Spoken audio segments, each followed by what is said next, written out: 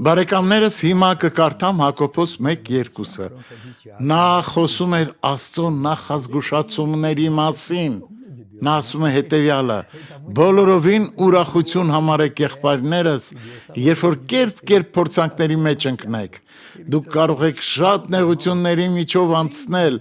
բայց չպետք է ընկճվեք։ Հաջորդ համարներում նա բացատրում է. գիտենալով, որ ձեր հավատքի փորձառությունը համբերություն է գործում, իսկ համբերությունը թող կատարյալ գործ ունենա, որ կատարյալ եւ ամբողջ լինեք եւ ոչ մի բանի պակասություն չունենաք։ Ուրեմն մի հուսահատվեք, երբ գայթակղվում եք։ Բայց դուք պետք է ասեք. ոչ, Աստված, ես չեմ ուզում ընկնել, ես չեմ ընկնի եւ դու ինձ օգնելու ես։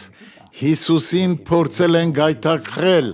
բայց նա երբեք չի հանձնվել։ Միթե մենք Հիսուսի նման չենք։ Մենք կանցնենք նեղությունների միջով, բայց չենք ընկնի։ Աղոթենք։ Հայր, ես աղոթում եմ, որ այս մարդու հավատքը,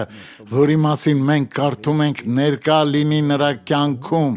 որպեսզի նա չընկնի գայթակղության մեջ, չար հենց հիմա հեռացիր այս մարդու կյանքից, Հիսուսի անունով, իսկ դուք ասեք ամեն, թող Աստված օրհնի ձեզ։